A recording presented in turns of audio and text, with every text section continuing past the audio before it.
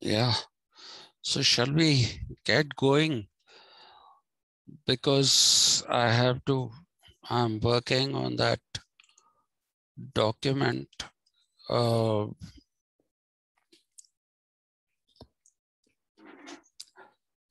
the syllabus document for the BA honors course.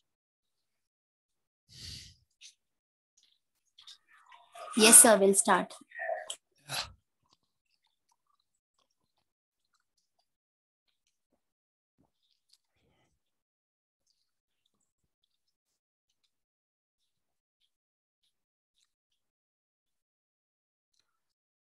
This time, this won't take long, I promise you.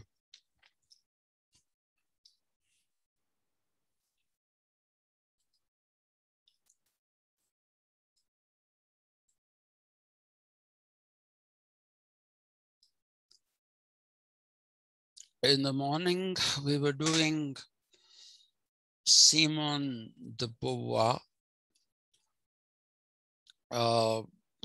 We were doing her brand of feminism. Though I told you she was reluctant, very, very reluctant to call herself a feminist. She saw herself as a holistic philosopher who addressed issues, many issues, several issues, which were,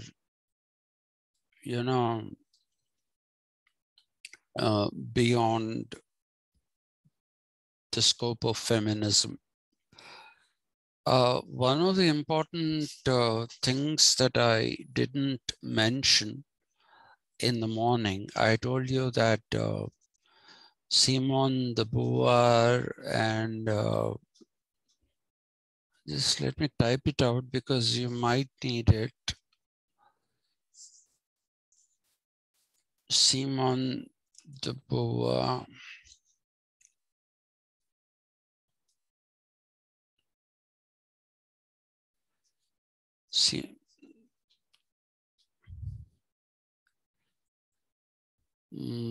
Maurice Merleau.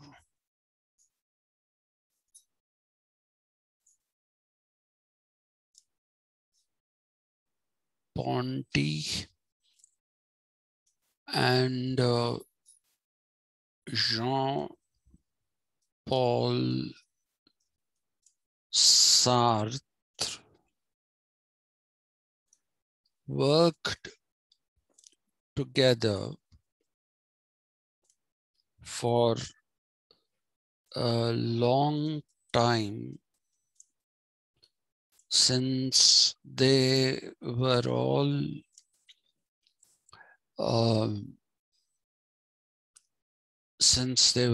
influenced majorly by Marxism.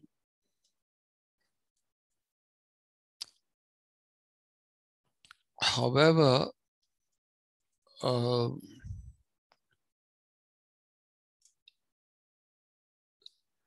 when it came to existentialism, Sartre and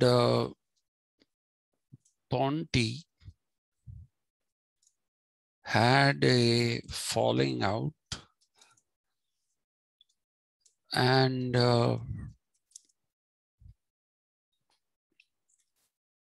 Beauvoir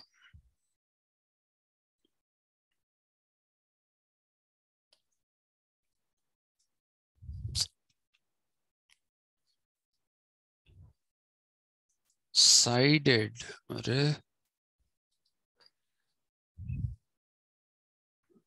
Now, what is this? Sided with Sartre.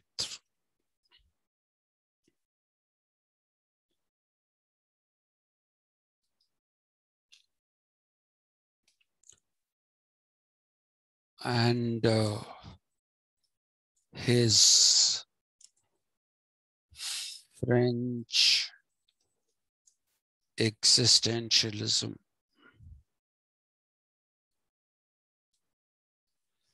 I'm not going to go into French existentialism, except by telling you that this is a contrast to the German existentialism, which had its roots in the philosophy of Friedrich, or it's actually Friedrich Nietzsche, and later on in his follower, Martin Heidegger. And Martin Heidegger was not just a existentialist. He took his existentialism to this idea of what we call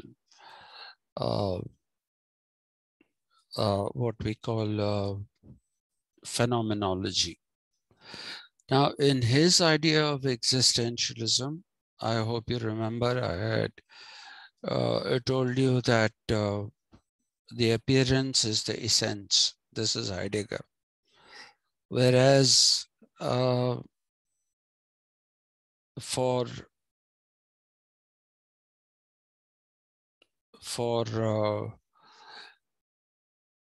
Simone de Beauvoir, it is a bit different. It is the appearance comes before the essence, which essentially means that the appearance disguises what somebody is. And this, she says, is especially applicable to women. I don't know if I made this point in the morning, but if I didn't, I'm making it now.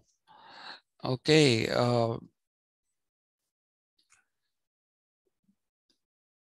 Just let me type it just in case I didn't I don't very well remember.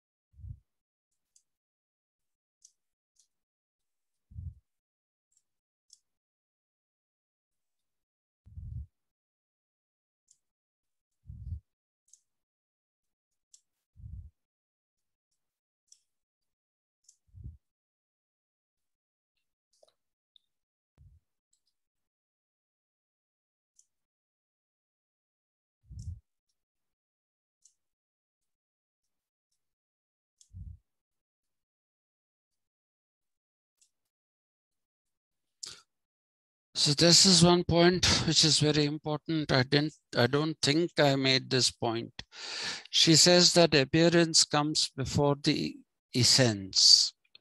And when that happens and she applies it to women, she says patriarchy and men have kind of made it made a thing wherein you see a woman only in her physical form, which is how she appears to you. And you have the attribution of a minimal number of qualities to her, all of which are about nurturing a child, and those are the kind of things, which is what she called the process of engendering. And in this engendering, concentration on the physical form basically hides, conceals the qualities that a woman has, the capabilities. By qualities, in qualities, you also have to include capabilities that women have. Those are the ones that get completely overlooked. And what happens is that you only see women as just those who are objects of sex and reproduction. This is a point I'll come back to in much greater detail in Nancy Fraser. So she says that she meaning Simone de Beauvoir. So these are the limited things that are attributed to a woman that conceals what the true capabilities and qualities of a woman are. So that is the reason why she aligned herself with Sartre, because she thought Sartrean existentialism paved the way for exploration of what is the truth and what is not the truth. Okay, is there is this whole thing that is called, that she calls immanence.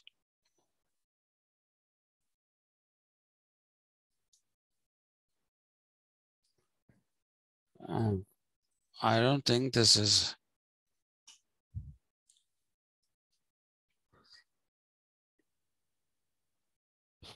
okay. Immanence. Immanence is supposed to be that which is divinely ordained. Okay, so men and patriarchy use the concept of immanence to say this is what women have to do. This is what their duties are, and that's it. The rest are all supposed to be done by men. So she says immanence has to be overcome if feminism has to succeed, and if a woman, or rather if women have to stop being the second sex. So this is one point that I had missed out. Okay, so she's anti-immanence. She says there's nothing divinely ordained. Social roles are those which are decided by people.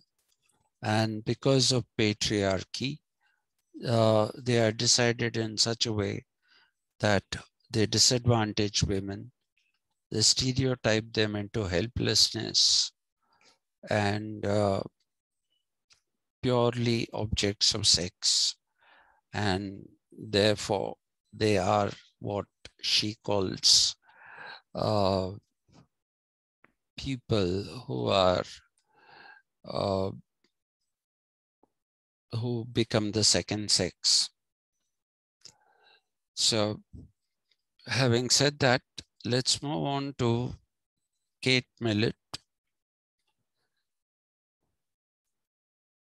Let me also make another point.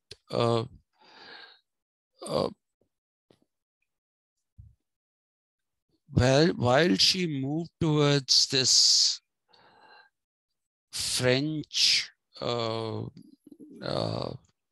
existentialism and feminist existentialism, when she moved on to that, she picked up issues with Marxists, despite the very, very considerable influence of Karl Marx on her. She had an issue with Engels. Engels, once when he was asked about the position of women, liberation and emancipation of women, he said that the question of emancipation of women is a subset of the emancipation of the working class. Okay, he said that it's a subset of the emancipation of the working class. The emancipation of the working class is something that automatically leads to the emancipation of the women also. But when she moved on towards this form of, what should I say, when she existentialism, and she created this female existentialism. That is where she said women are not a subset of any types. They have a separate identity of their own, a completely separate identity of their own, and they need to explore that identity, and they need to find out for themselves as to who they are and what they are. And for that, she demanded liberty to women, freedom to women to explore who they are. Especially if you remember, I told you that they go through this 4 stages of being a child, an adolescent. Adolescence, that is where they explore their sexuality, whether they want to be lesbians or they want to be heterosexuals. She says that is one of the forms of self-exploration, and that there can be more self-exploration in terms of not just their sexuality, but also their abilities and what they would like to do in life. That freedom, she said, is until that is granted, patriarchy will rule. So she wanted the dismantling of patriarchy in order that women will be able to explore their own selves completely. Now, having said that, let me make that the beginning point, okay? So just let me put it here.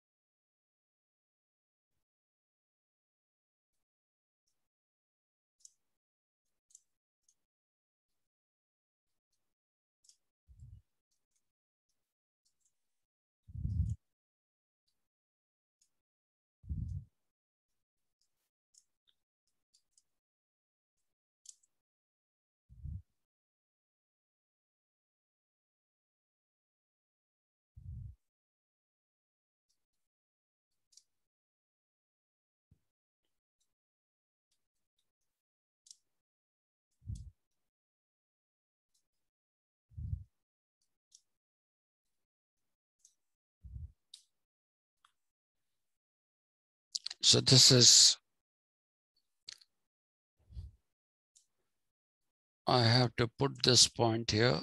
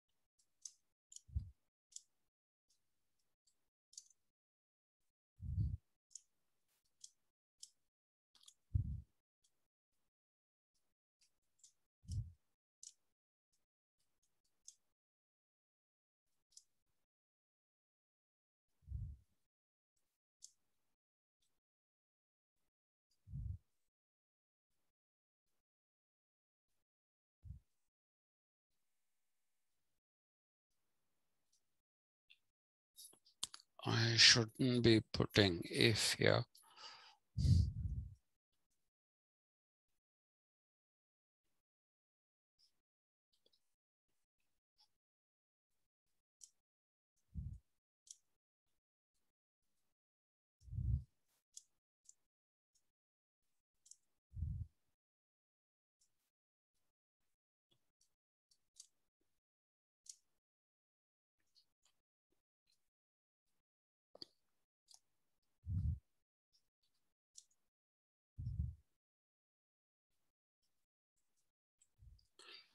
From this point, let me make a jump to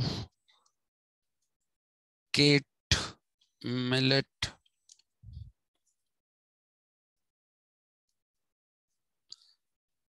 She's Catherine some Millet. Now, Kate Millet called herself a feminist, and the theoretical dimension of her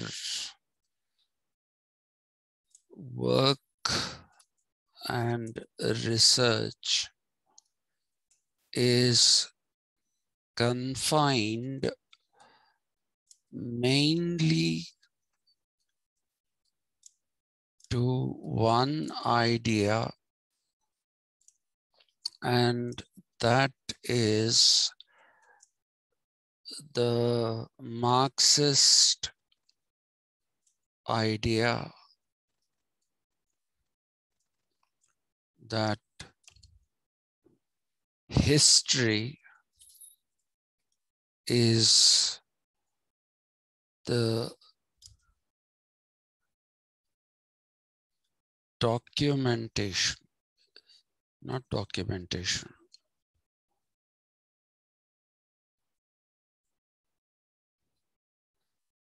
History is class struggle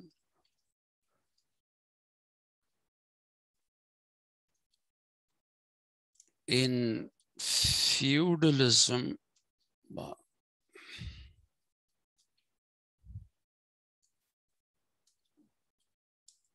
It is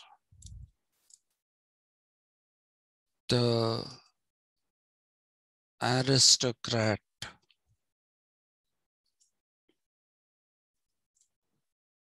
versus the serf, or and in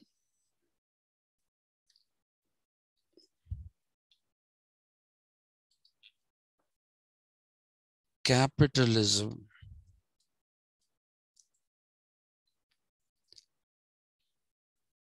it is capitalist. He used the term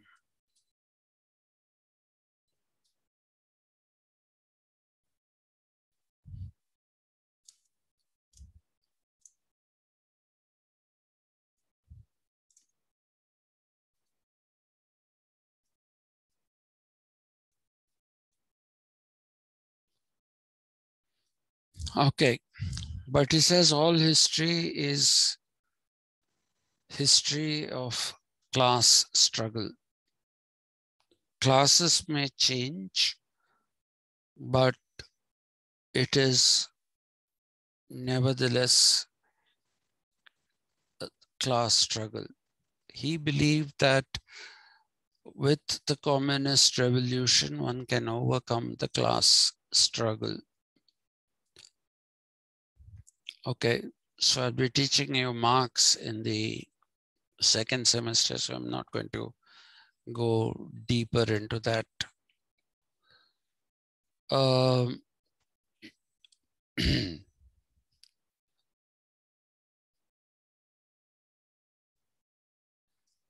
What Kate Millet is doing is actually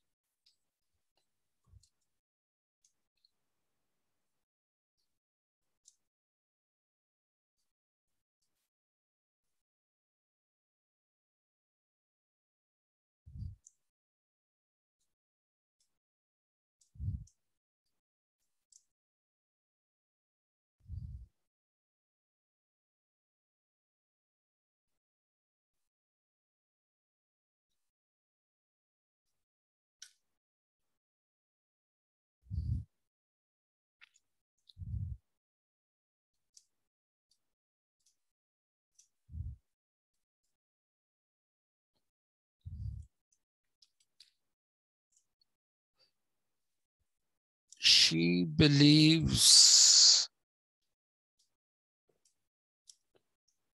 that the fundamental exploitation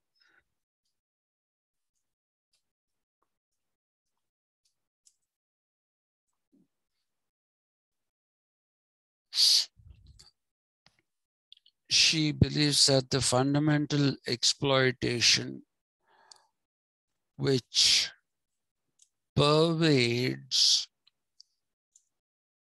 through history from ancient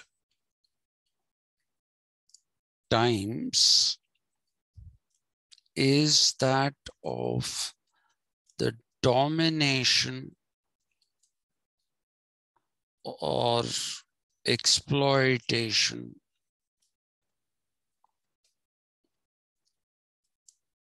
of women by men. Okay.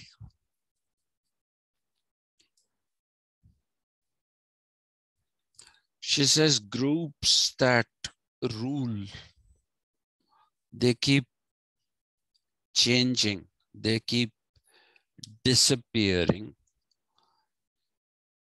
But the one thing that persists through history is the fact that women are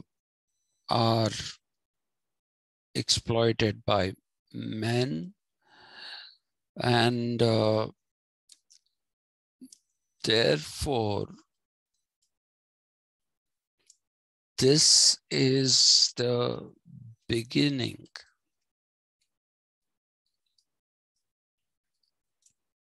of power relations. Can I take it up a bit?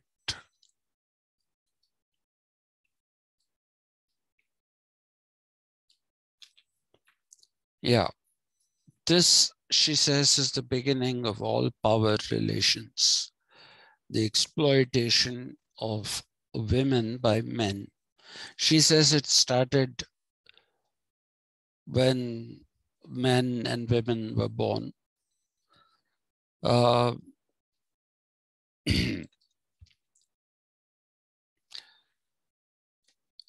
This is her essential theory. Her essential theory is, her theory is over with that. There is nothing that one can say or do about about what she has or wanted to say more, perhaps. She also is somebody who is basically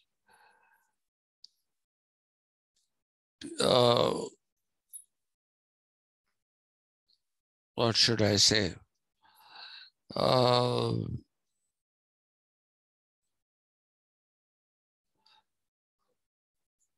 She picks on 3 authors.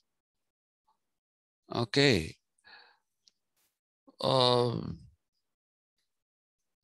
And contrast them with another author.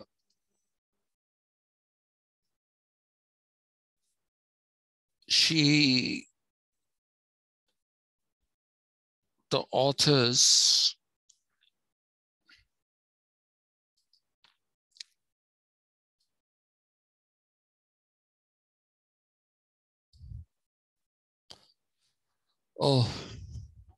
one more point.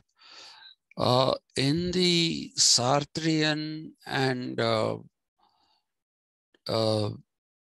Beauvoir existentialism, they believe that work is made to look as necessary because of capitalism and its concentration on money. Okay. So as long as there is money involved, working becomes inevitable. This is one of the things that Sartre and the Beauvoir basically claim, that by bringing in money, And by making money a necessity to live, work is made a compulsory thing. You can't say, I don't want to work. You can't say that. I don't remember, but there was this art film, parallel film, made in Telugu. What is it called? It was made by Mrinal Sen, the Bengali director. He made this film in Telugu. Is it Ma Bhumi? I don't think so. I just am not able to recall that particular film. In that he explores the relationship between a father and a son. And what he demonstrates is that the father doesn't believe in work. The father doesn't believe in work. The son, however, he gets married. He has a child, so he has to work. So there is a Oka uri kada. Oka uri katha. Thank you. Thank you. Oka uri katha. In this particular film, you'll find this particular theme of money and the necessity to work being explored by Mrinal Sen. It's a very slow moving film, but it's an excellent film. It's an excellent film because at one time I was a big critic of that film. But as I saw it about 2-3 times, I came to realize by then I had also understood Sartre. So I came to realize the philosophical importance of that particular film, Oka uri katha. Thanks for reminding me. So that is it. It is basically you have to work because capitalism creates money, creates divisions between people. That's what they say. Now, what Kate Millet is doing is taking off from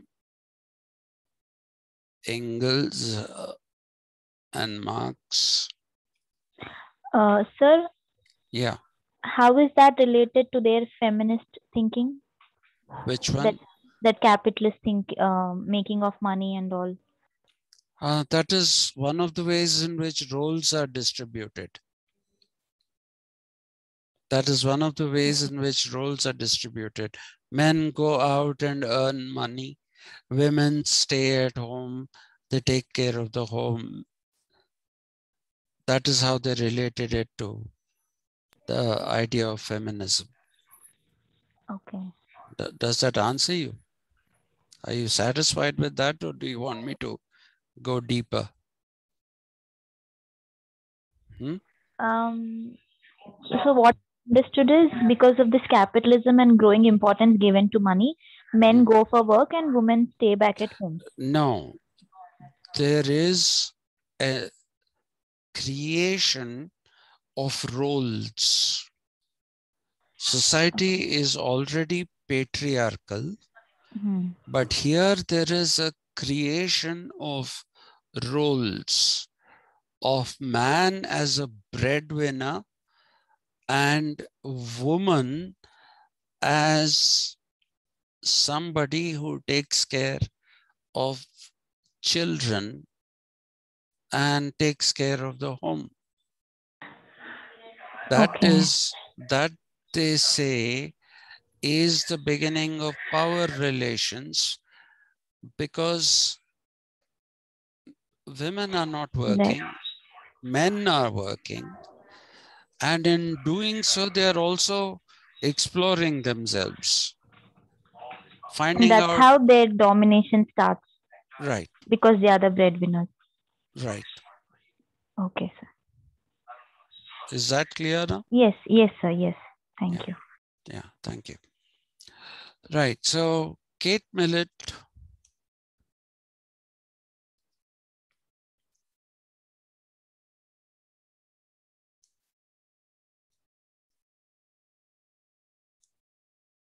believes that the oldest and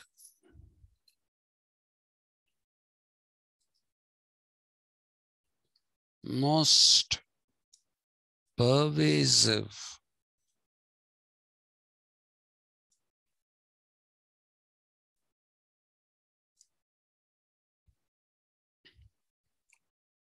form of exploitation through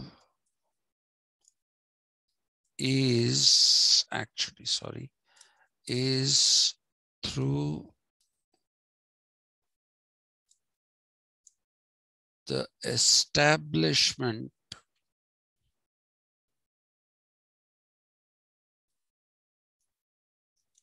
and consolidation of patriarchy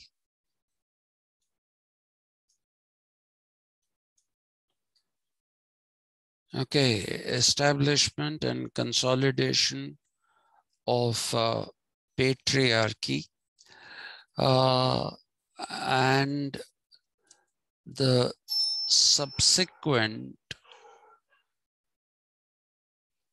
use of power to subjugate women. So what is the subjugation?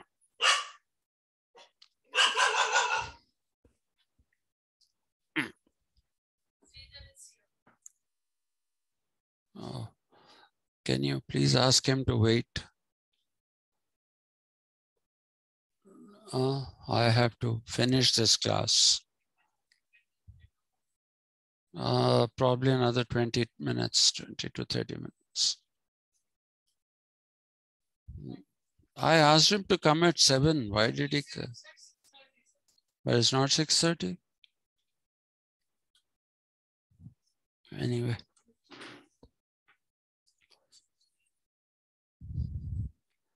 Yeah, so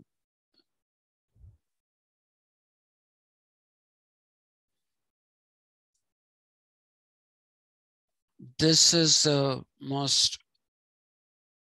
oldest thing. Now, the three writers whom she identifies as perpetrators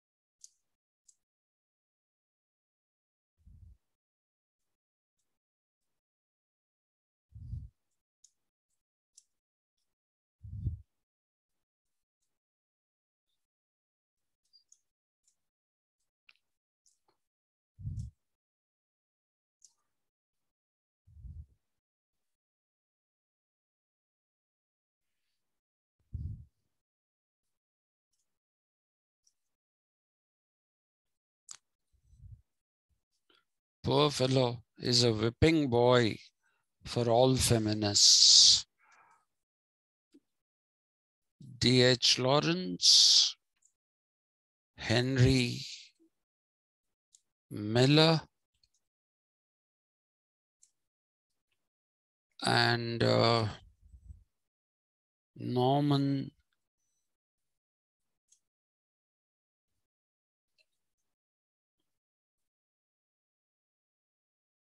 Mailer. These three authors she identified. They are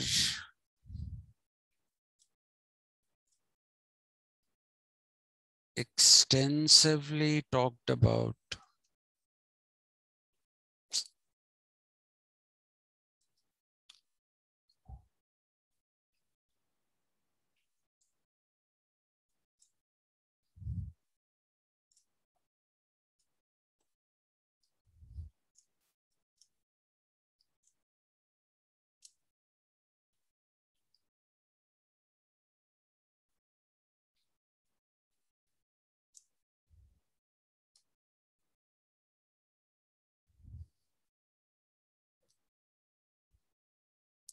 sexual politics. Okay. This actually was her doctoral thesis that she submitted at the Columbia University. And it is actually, and she did it in the Department of English Literature. So both Simone de Beauvoir, who does explore politics, but the work, The Second Sex, is a literary work that explores feminism through her own writing and also by critiquing the writings of the five authors that I mentioned in the morning. So that is also considered to be a literary work. Sexual politics is most definitely literary work. There's no doubt about that. Like I said, it was submitted as a thesis in the literature department. And she discusses mainly fiction writers, though her main targets are these three: D.H. Lawrence, Henry Miller, and Norman Mailer. They are her main targets. She accuses them of furthering stereotypes about women as being incapable of looking after themselves. And her main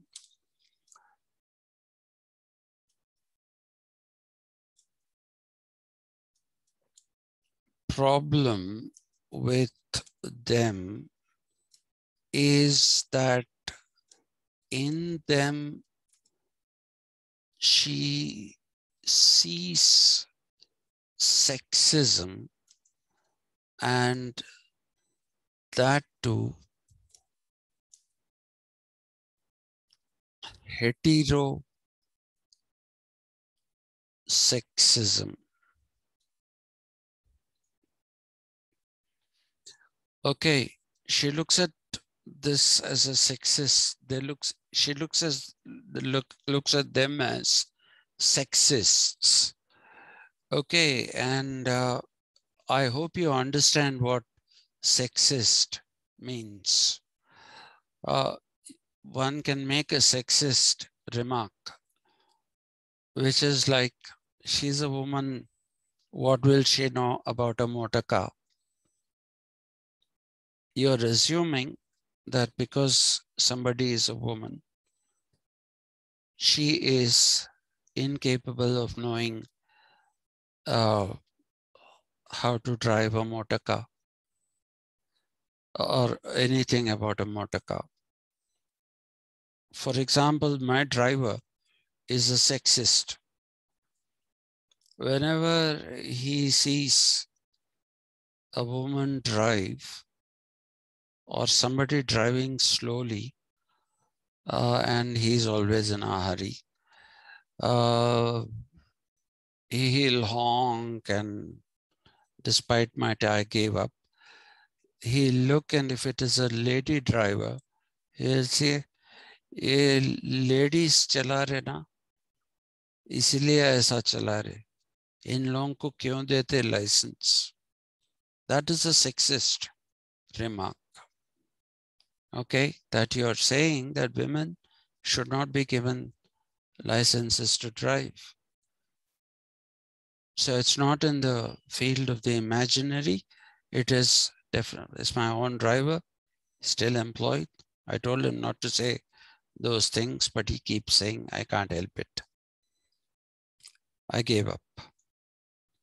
So her main problem with these three writers is that she says they promote sexism, and that too heterosexism. Heterosexism is the division between the males and the females, and the sexuality of men is something that can be explored. Okay? In these three authors, there is an element of exploration of male sexuality, and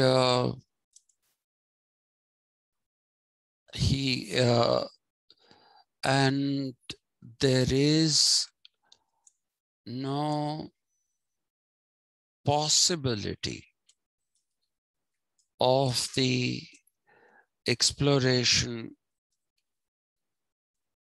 of female sexuality.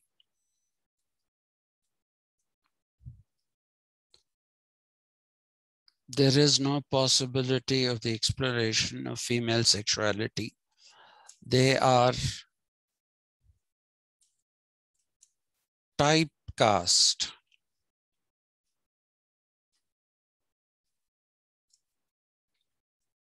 as per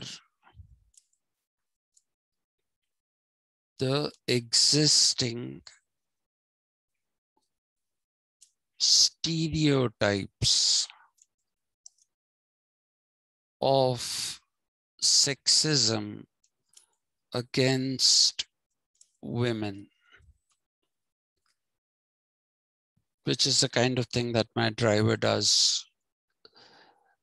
So you're typecast. There are also these sexist jokes, most of them about driving.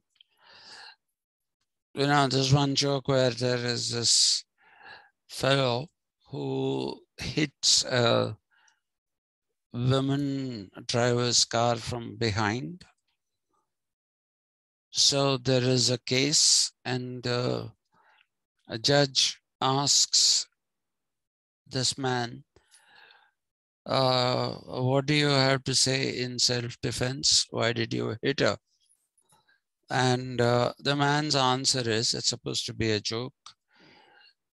She put on the right indicator and she actually turned right. So I hit her. Which means that women will put on the right indicator and turn left. Okay, so that is a sexist kind of a thing. Or if you find something and some woman fumbling and you say something like, what else can you expect from women? That is a sexist remark. So she is not just talking about sexuality, she's talking about the exploration of sexuality, but she sees sexism in the exploration of sexuality, which is men can explore their sexuality, but women can't. Women can't. Men are capable of, that is why I made that point about French existentialism and the politics of it,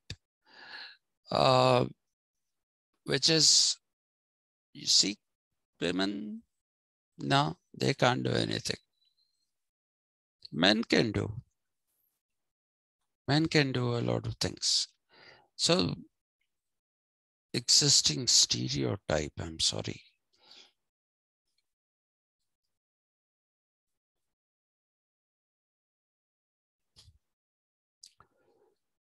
So so she's not just talking about,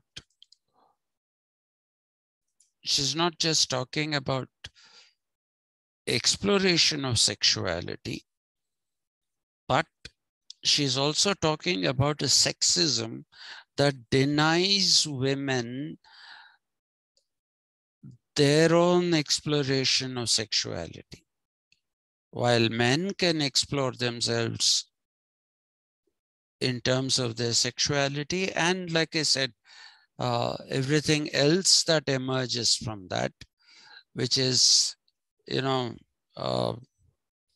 things like capabilities and all other things. Women are not allowed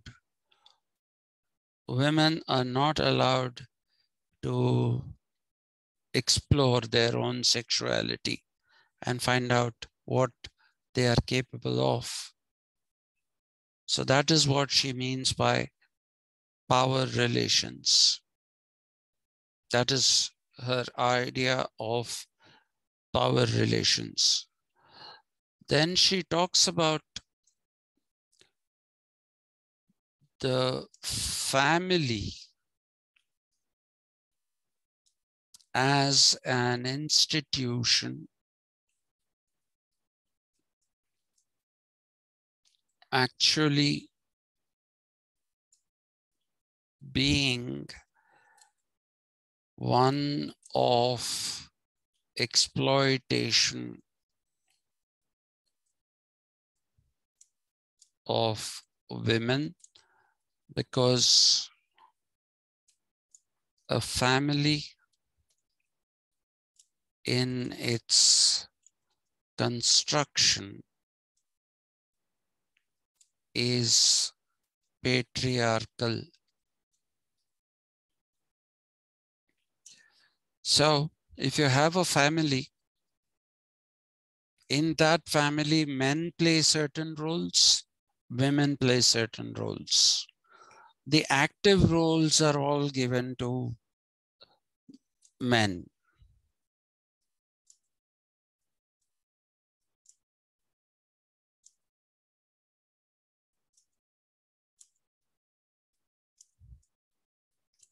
And women are given only passive roles, such as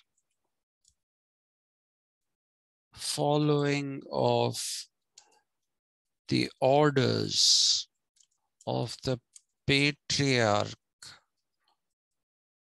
of the family,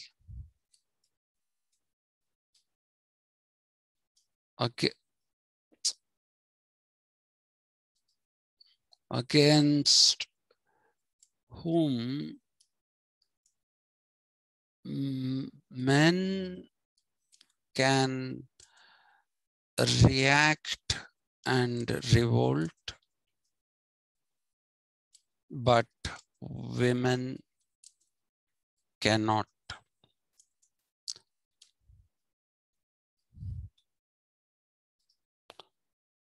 That is why this is power relations.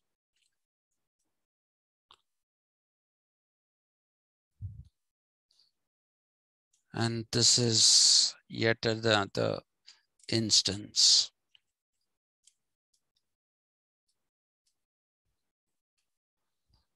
Okay, so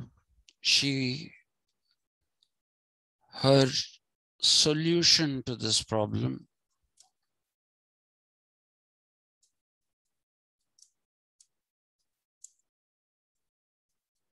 is that the family, the institution called family must be disbanded.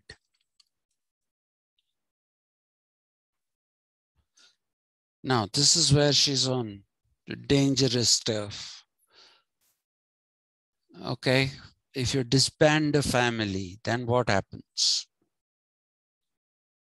That she doesn't answer. Who brings up the children? So, if everybody claims independence, then what happens to the problem of nurturing? Are men supposed to nurture along with women? This she doesn't answer. She only says that the family is a patriarchal structure. It is one which is used, it's institutionalized, what should I say, use of power by men on women. To that extent, it's fine. She's right. But if you disband a family, then what happens? That she has no answer. That is something she just doesn't answer. So it's hanging. That part of her writing is hanging. And this led to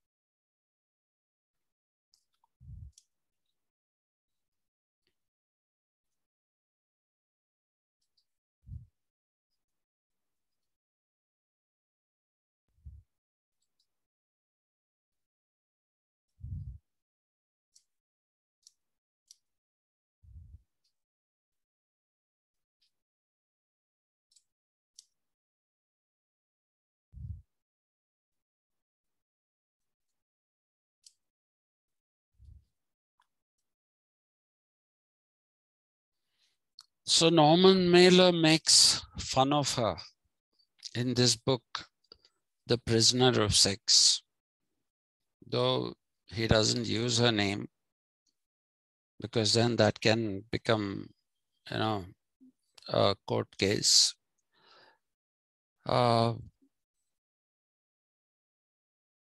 He definitely makes fun of her, lampoons her in this book, The Prisoner of Sex, which was ignored by her for reasons best known to her. She probably thought she had made her point. And Norman Mailer thought he had made his counterpoint. So that remained that way. But one should know that Norman Mailer's making fun of or lampooning of Kate Millet is actually based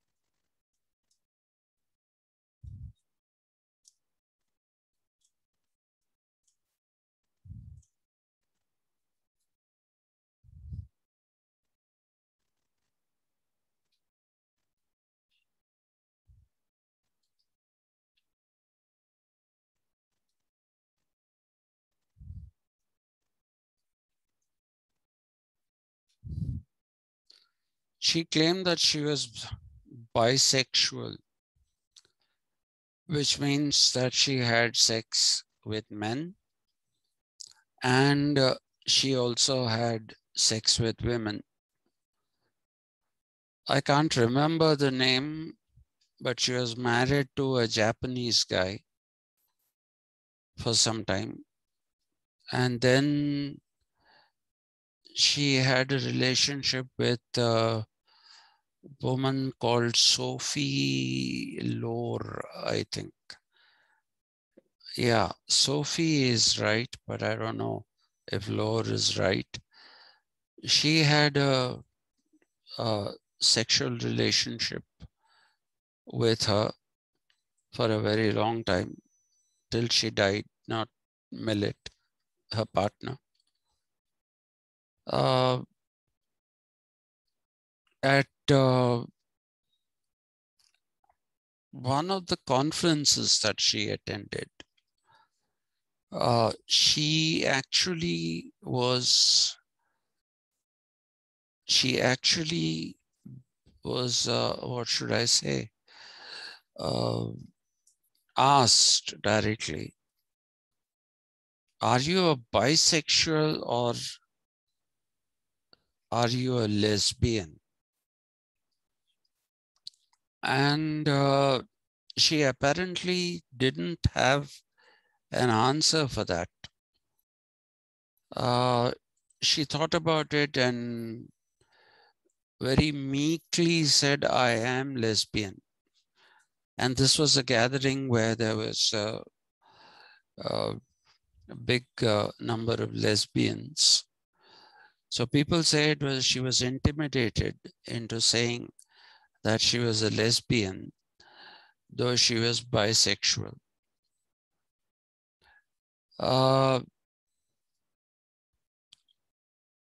She also suffered from mental illnesses. If you read her book, The Mother, in which she talks about her relationship with her mother, you find that she had been institutionalized. Okay, she had been institutionalized for psychiatric problems. Do you want me to write this down?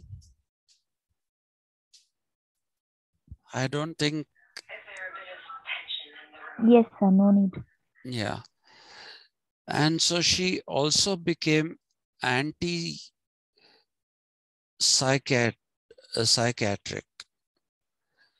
She was diagnosed as being manic depressive, which is an old usage for what is today called bipolar disorder. Mania is happiness, actually. This is something that very few people know. When you say somebody is a maniac, you are looking at a deviant. Mania essentially is experiencing happiness. Okay. When you say megalomaniac, one who experiences happiness because he thinks he's great or she thinks she's great. That's megalomania. Happiness derived out of feeling great. So it's not a positive kind of happiness. It is a deviant kind of a thing. So it was at one time called manic depression because bipolar disorder, people without reason, and if you remember what I said about neuropsychiatry, this is something that only neuropsychiatry can partially explain because the brain is not fully understood as yet.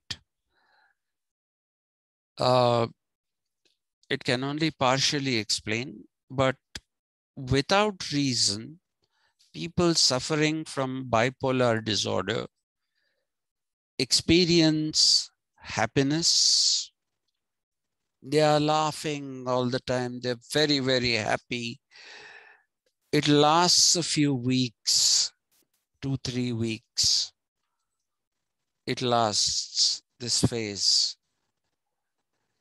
Okay, where they basically are just happy. That's it. Life is wonderful. And after experiencing this for some time, they move on to the other extreme, which is depression. And so they go into melancholy, sadness, and melancholy and sadness are the same. And they cry. They cry a lot. Hey, stop it. Stop it. They cry a lot without any reason. Bipolar people. At one point, this disorder was treated with a drug called lithium, Lithium, lithium, which also had a lot of other side effects. So that was replaced by drugs like valproate and divalproate.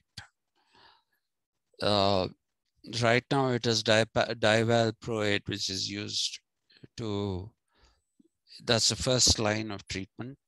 Lithium is not used anymore, but lithium, hey, no, no, no. Lithium was used on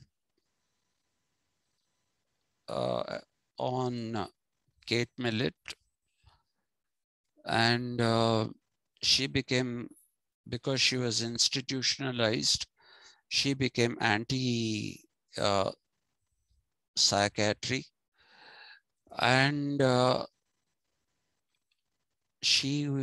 I told you, stopped taking her medicines, as a result of which she started becoming increasingly dysfunctional. She started becoming increasingly dysfunctional. And apart from this meeting where she was asked to give her position out, whether she was bisexual or lesbian, she very tentatively said she was a lesbian. At another instance, she went to give a lecture in one of the universities in California. I forget which university. And she went through a spell where she forgot what she was saying and suddenly started talking completely incoherent things, as a result of which the audience got up and went away. Now, Norman Mailer used all these basically to ensure that,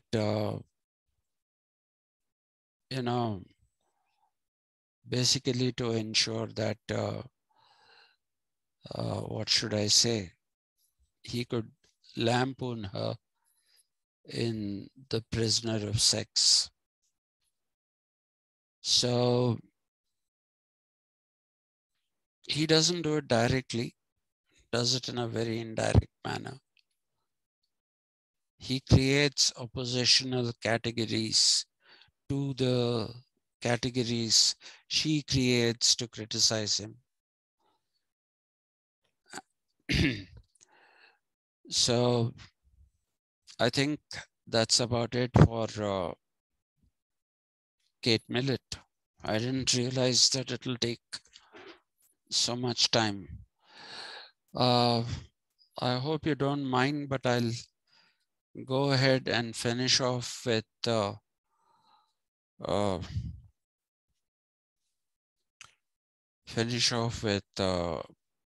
what's her name? Nancy Fraser. I'm not asking your permission because I really want to finish this. Yes, sir. Yeah.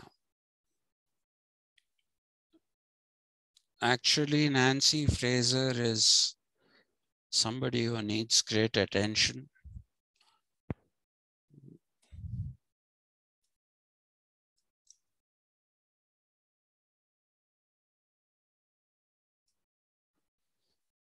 Nancy Fraser is a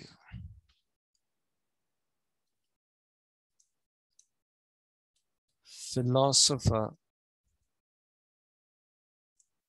and not very feminist at that. Though feminists have claimed that she is a feminist. I'll show you instances to basically say why she's not a feminist. She is actually a political philosopher.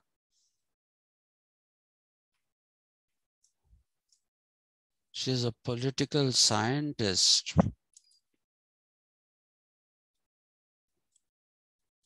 and theorist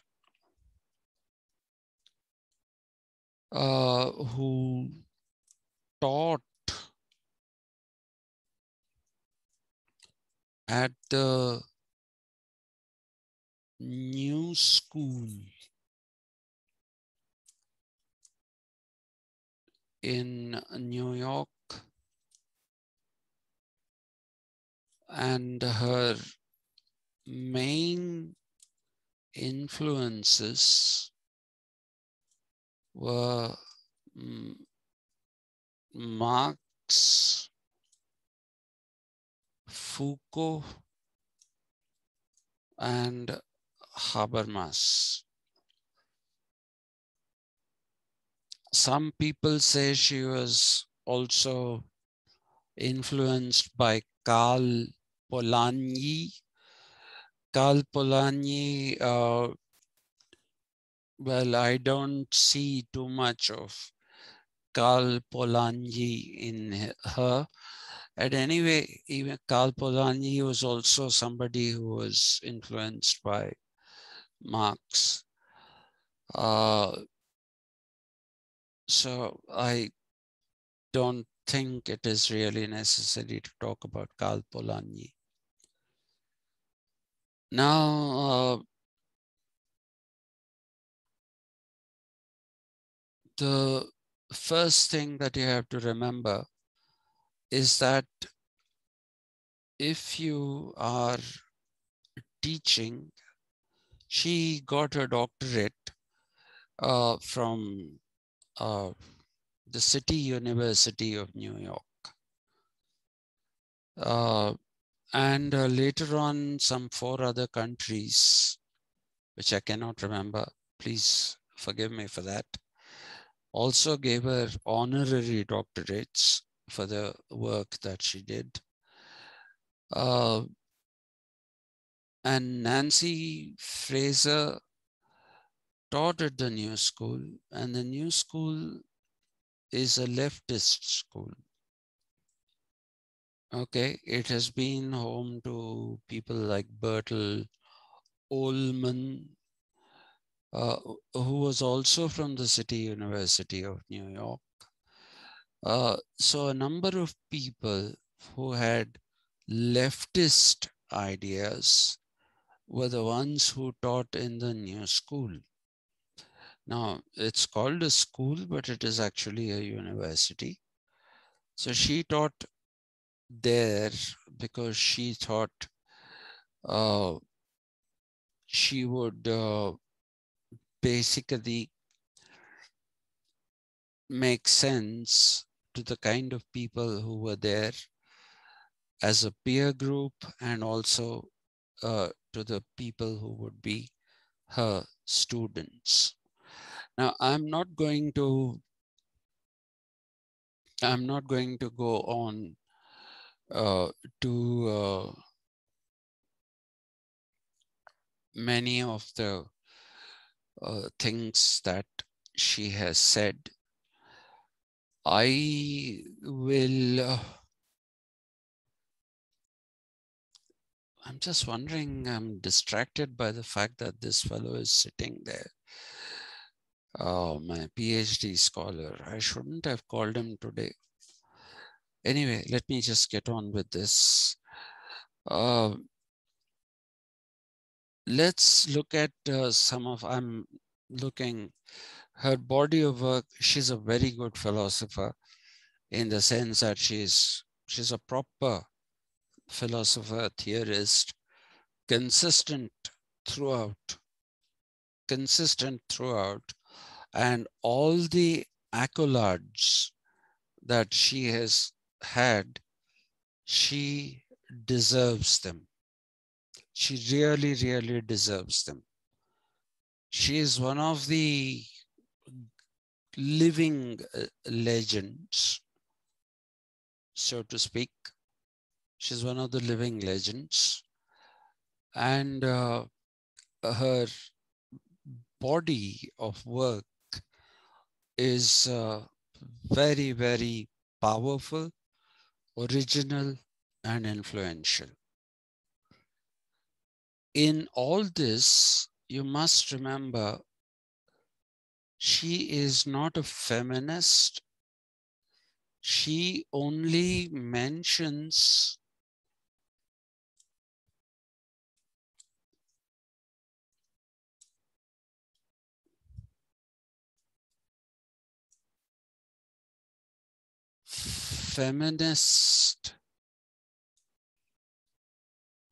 feminism and feminist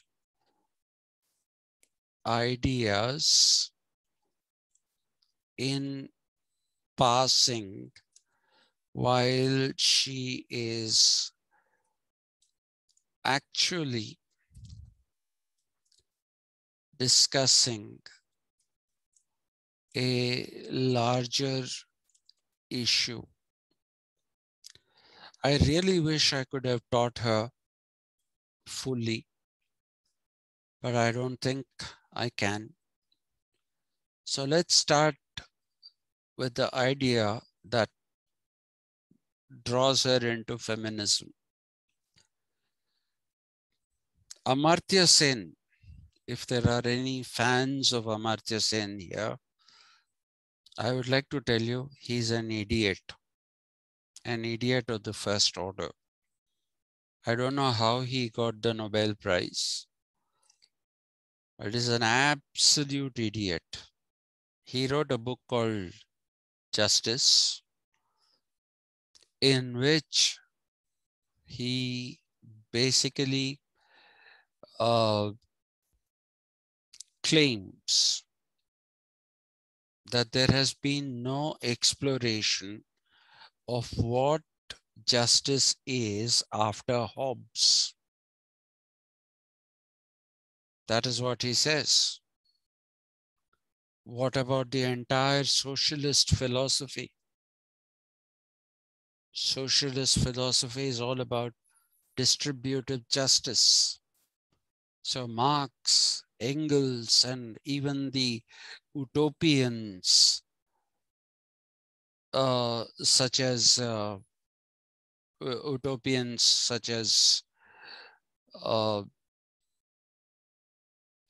what should I say? Such as Saint-Genet, not Saint-Genet, that is Saint-Simon, Saint Simon. All these people talked about justice. Justice has been one of the very big thing. And you have this tremendous pillar of the 20th century who wrote a book called A Theory of Justice. And you have the communitarians whom I spoke to you about. I hope you remember. People like Michael Sandel, people like Charles Taylor, all these people basically had a theory of justice. They all had a theory of justice. And Nancy Fraser has her own theory of justice. In fact, it is through this that we get to the idea of feminism in her. Okay. So Nancy Fraser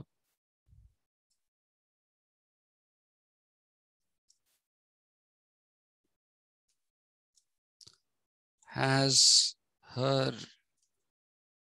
very own and peculiar. By peculiar, I don't mean something which is funny. Peculiar is pertaining to her only. Peculiar theory of justice and injustice.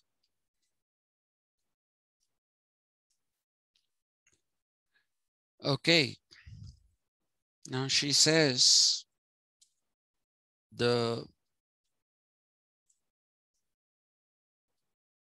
way in which one looks at justice, this is her Marxist influence,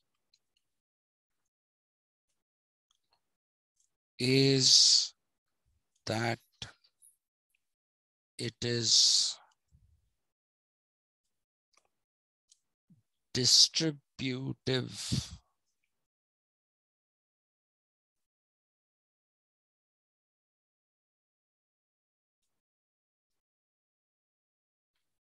And it is also recognition.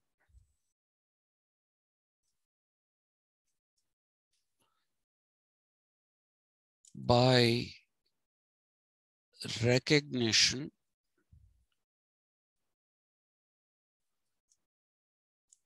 she means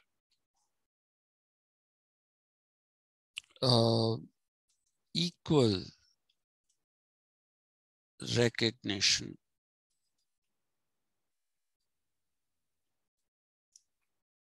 to different identities. Just give me the freedom to make one remark here.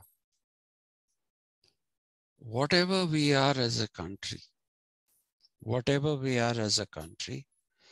one thing that we need to understand is, except for the present dispensation, which is in power, we have always given absolutely equal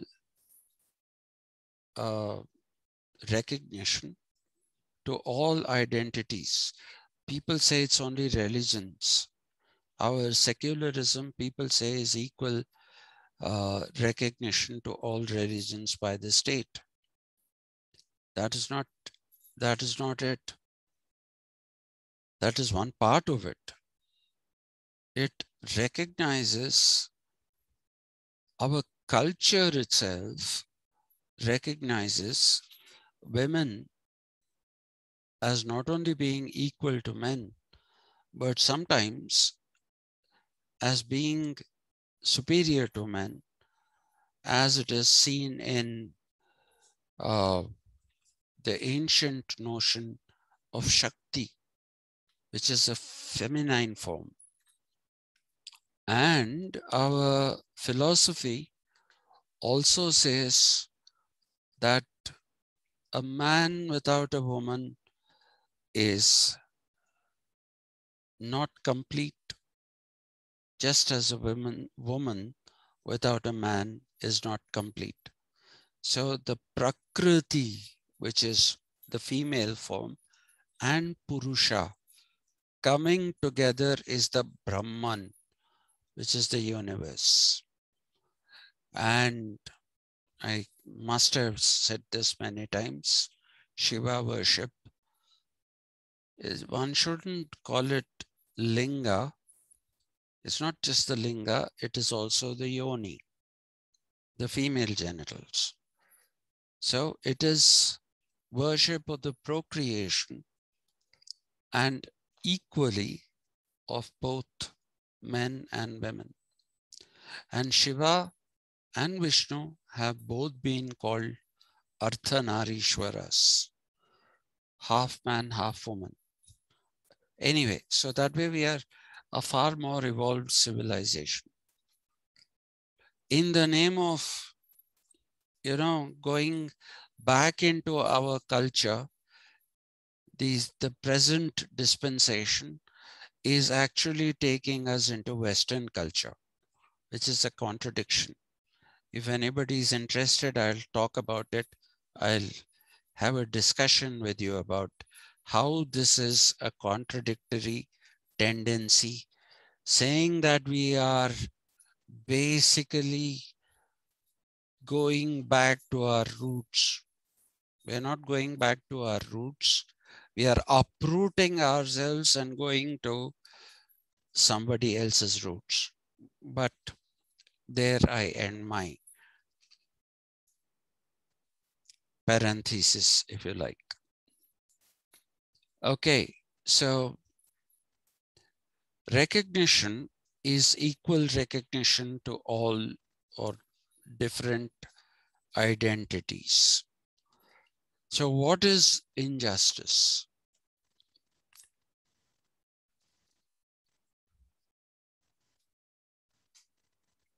Injustice is maldistrib. Yeah.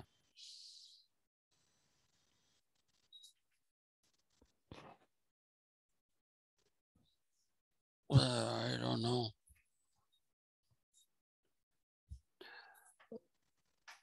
Injustice is maldistribution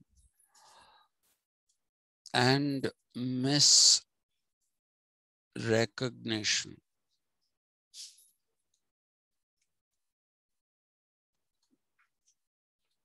I shouldn't have called that chap today, Maya.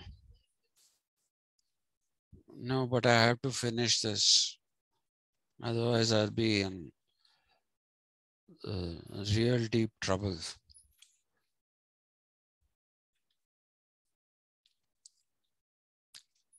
Okay, this is what she says.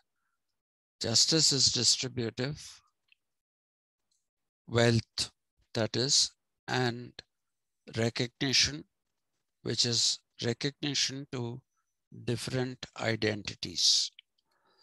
She says the social justice movements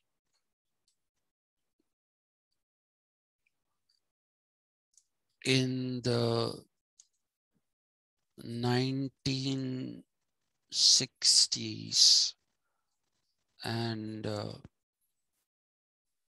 1970s, they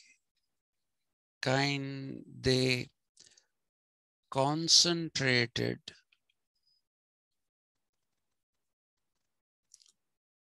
on the misrecognition aspect. Okay. And concentrated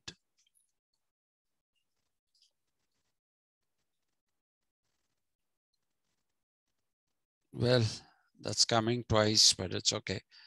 On identities ranging from race,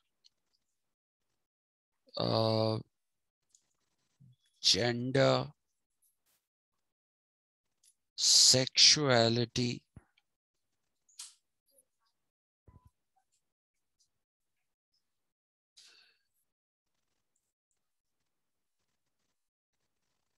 sexuality and ethnicity.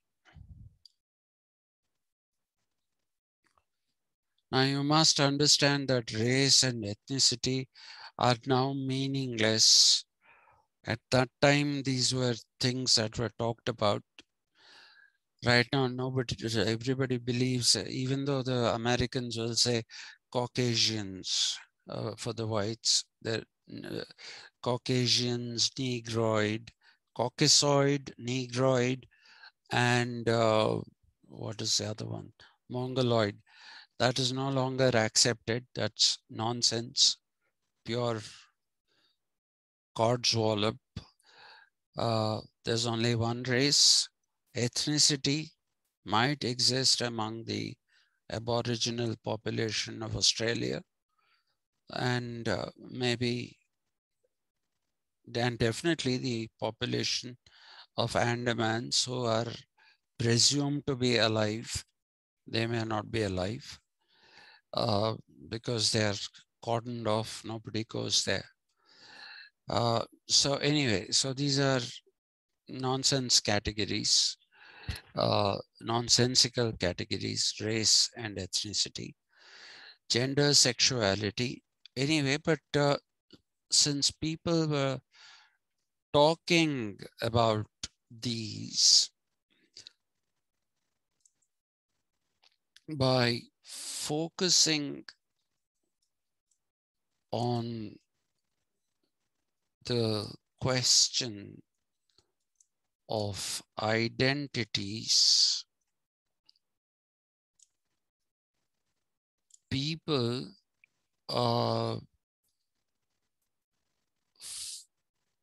pushed maldistribution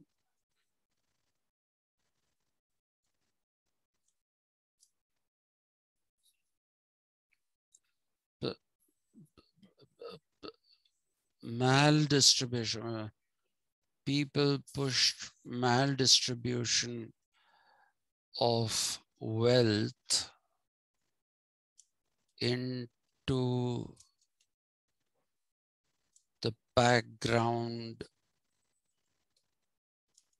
completely.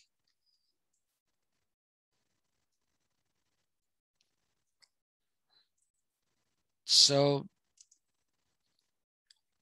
Nancy Fraser is firmly against, Nancy Fraser is firmly against the idea of politics of identity. She prefers politics of development, not identities. Okay. Now, she says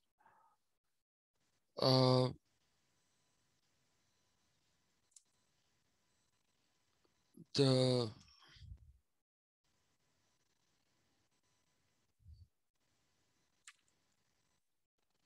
fight for recognition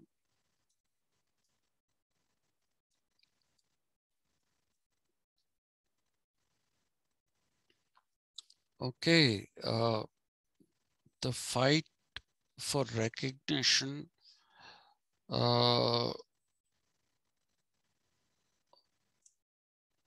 through identities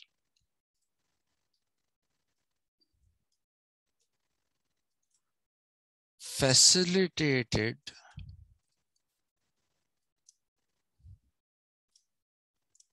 the growth of neoliberalism.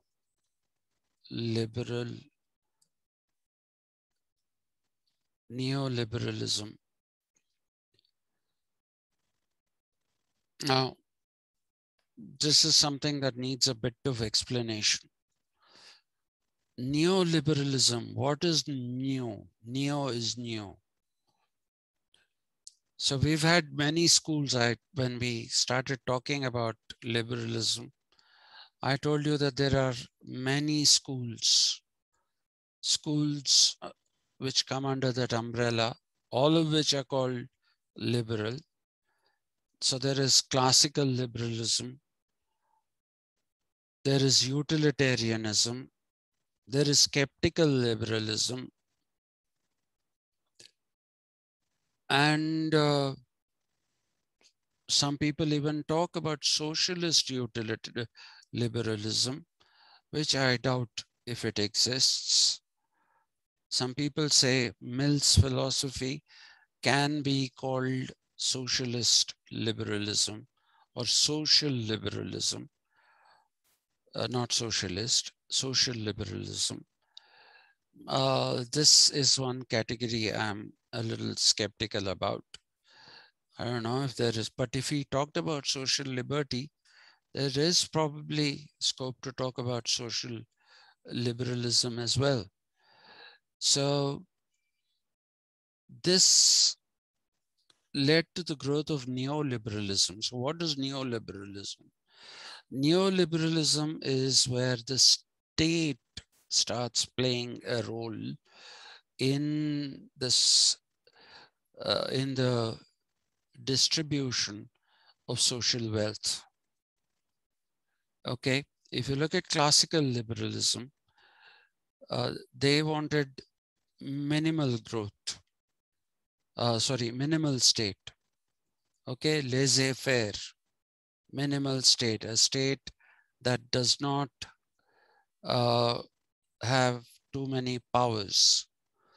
But what happened in the 1930s and the 40s, especially because of the Bretton Woods institutions, you remember, I hope you people remember Bretton Woods institutions, the Marshall Plan, the Dawes Plan, and all those. So the Great Economic Depression of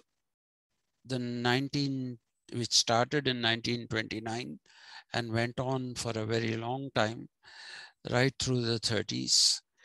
That saw the dawn of the active involvement of the state in monetary policies, in the distribution of wealth, and the neoliberal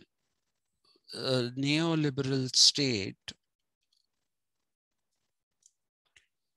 I'm cutting this short here because otherwise I'll go on about this. The neoliberal state basically talks about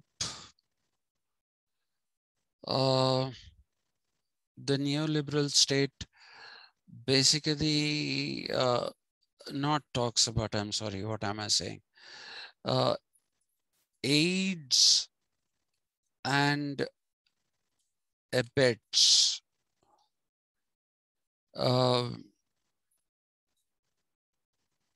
the growth of inequalities in society.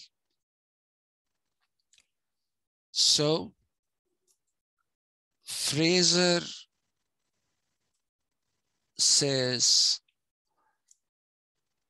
by allowing the neoliberal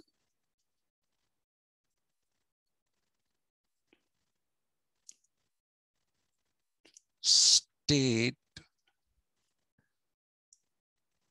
to wield more and more power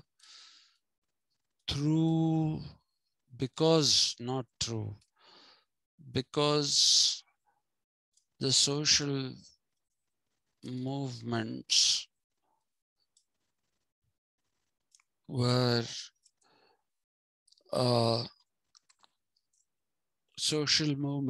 concentrating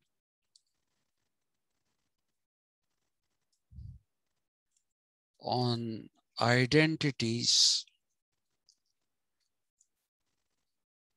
the poverty levels in particular countries and globally increased because not much attention was given to maldistribution.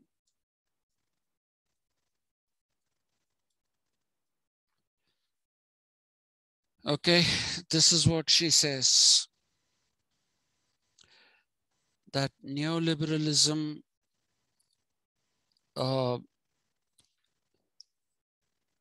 grew clandestinely. It grew clandestinely because nobody was talking economics. Nobody was talking. It's always easy to talk about identities. You know, when I was in Delhi, when I was traveling in a bus, and if I was with a friend, and if he was a Telugu, and if I was conversing in Telugu, somebody else whom I didn't know at all would come and Milu Telugu and start talking to us, trying to find out where we are from. So identities are easy to cement people together. Okay, identities are very easy to cement people together. Today, that is why I say this so-called Dalit movement actually is its own enemy. It doesn't need any other enemy. You're cementing that particular identity and you're sticking to yourself. So that makes you lose focus of the larger question of development. It makes you lose focus of the larger question of development and the benefits that should accrue to you. So she says that led to maldistribution. And here she is very critical of liberal feminism. I'm putting her own words here. Liberal feminism, all forms of feminism that existed are liberal feminism, please remember that. And those which were not liberal feminism didn't claim to be feminism. Like, for example, Simone de Beauvoir said, I'm not a feminist. Okay, but Kate Millet, liberal feminism. Then Germaine Greer, liberal feminism. Okay, so in Nancy Fraser's own words, liberal feminism is the handmaiden of capitalism.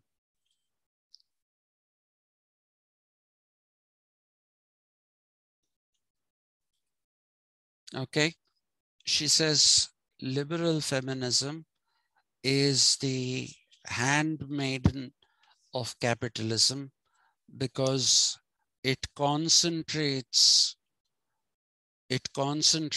only upon identities and not the economy. So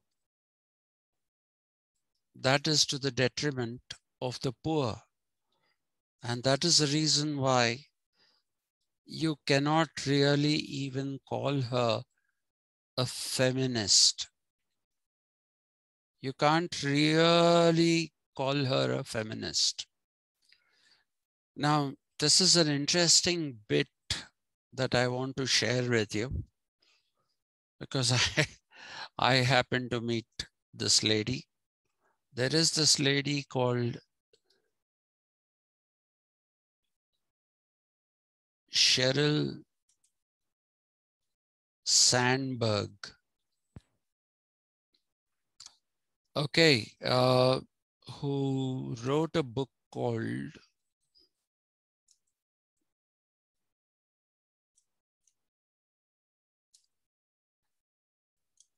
Lean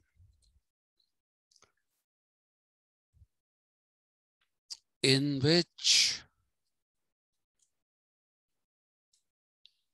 she exhorts women to aspire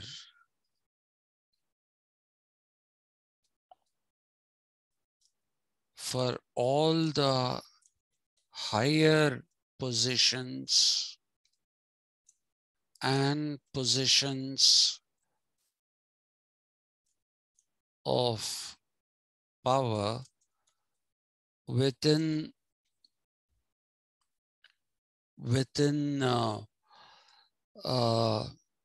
what should we say, within corporations.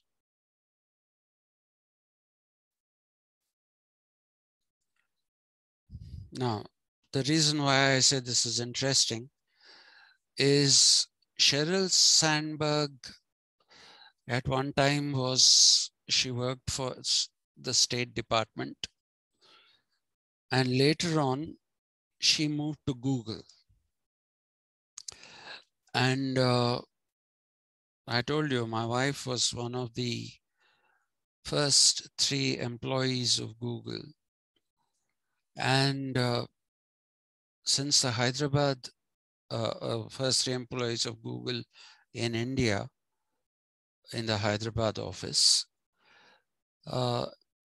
since the India office at Hyderabad was just being set up, Cheryl Sandberg, who was the vice president, she came down to interview my wife. I mean, she came down here, and the final interview for my wife happened with Cheryl Sandberg. And after that, she came out, and you know how Americans are. They pretend that they are wonderful people, and they'll shake hands with you and tell you what a pleasure it is meeting you. And they go 2 feet away and forget all about you. So I did have such a meeting with her, whereas my wife had an interview with her. Now, this lady, Cheryl Sandberg, she's now with Facebook. Okay.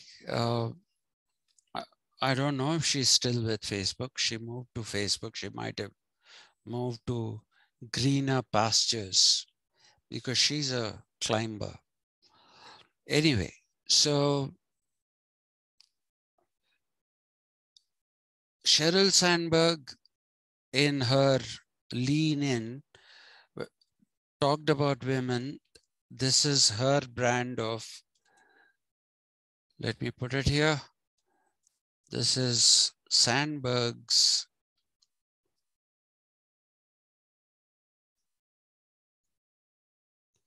Jesus Christ.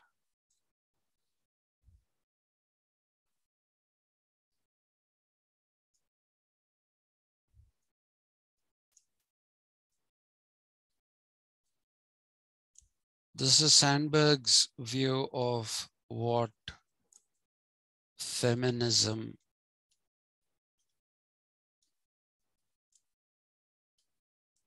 should be. Nancy Fraser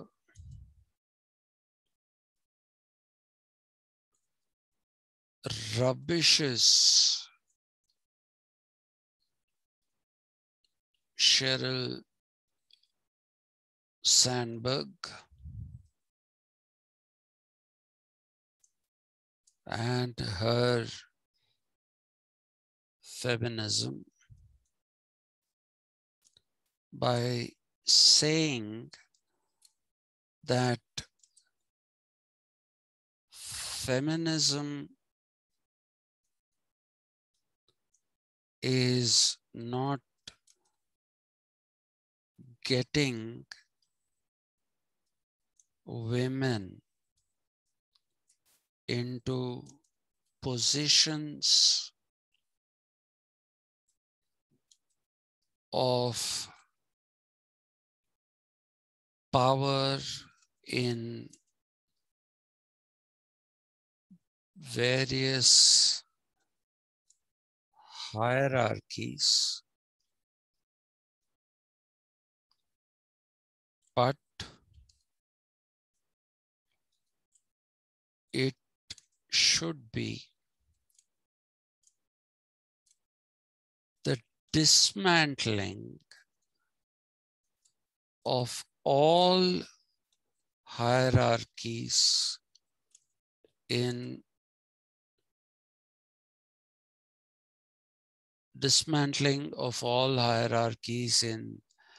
uh, society and in workplaces. So this, she says, is real feminism. She juxtaposes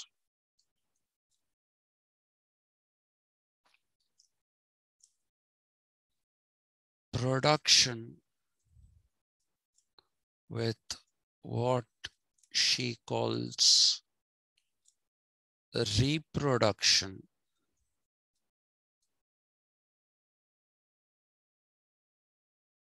which she says is an asymmetry, right?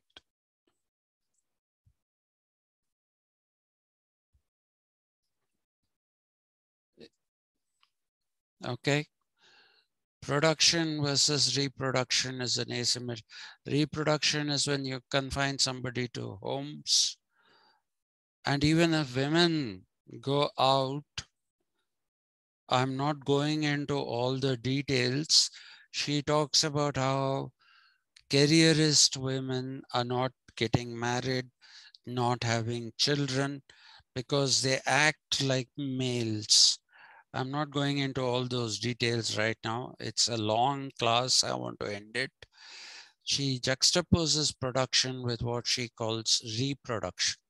So production doesn't involve only men, it also involves careerist women. And careerist women are those who don't want to get married. They are not people who want to have children because children, they don't have the time for them. They don't have time for family. They want to climb up the corporate ladder or whatever ladder they are in the place of work. Okay. I mean, whatever ladder is there in their place of work, they want to climb up, make money. That she juxtaposes as production versus the reproduction. And this is an asymmetry. Okay, so she says emancipation of women, which should be the goal of feminism, will not happen as long as structures of hierarchy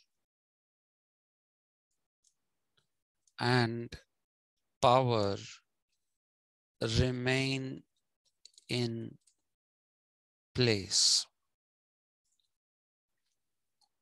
So that's a much more better articulated version of feminism. And it's only a small aspect of her philosophical writings. Like I told you, she's an exceptional woman. She has great qualities. And before I'm clobbered on my head by Madam Padma Navanand, let me give you the joyful news that feminism is over, done with. We now have only ecologism. Now, today is the 6th. Please give me a day off tomorrow because I have to complete that stupid syllabus work that's not getting done. And now I thought I'll finish it tonight, and this guy is waiting for me outside for the last 1 hour or more, 1.5 hours, I think. So can we have a class day after tomorrow where I'll finish ecologism? And Yes, let me see what I can do of Ronald Dworkin. I'll see if something can be done.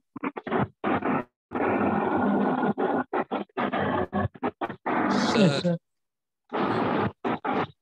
Okay, so we'll have a class morning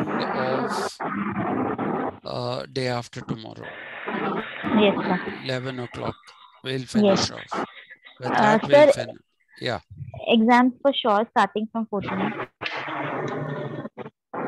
In Osmania University is nothing for sure. I don't know. Okay. I really don't know. Okay. So, Okay, sir. so thank you very much, Thank you, sir. Ma and Akshay. Thank you, sir. Yes. Yeah. So we'll meet day after tomorrow Yes, and sir. finish off that ecologism, and even let's do something of Dworkin. He's too big to be done as a small little fellow. He's a great man. I feel sad about what I've done with Nancy Fraser. Nancy Fraser requires the kind of time that I gave to Locke, Hobbes, and all of these people. Welcome back, Kavya. So, there was a network issue in my area, sir. no problem, ma'am. Thank you, sir. Kavya is my little girl. She's my little girl, my child. Thank you, sir. Yeah, we share a passion for dogs, Kavya and I. So she's my little child. Right. So sweet. Yeah. Okay, then. Yes, sir. I think Nancy Fraser also demanded greater time. Definitely Ronald Dworkin demands. But let's see. Thank you very much. Thank you, Kavya. Thank you for Thank you, attending. sir. Thanks a lot. Thank you, Thank Padma. you, sir. Yeah. Yes, sir. Thank you, sir. Bye, sir. Good night. Bye. Good night.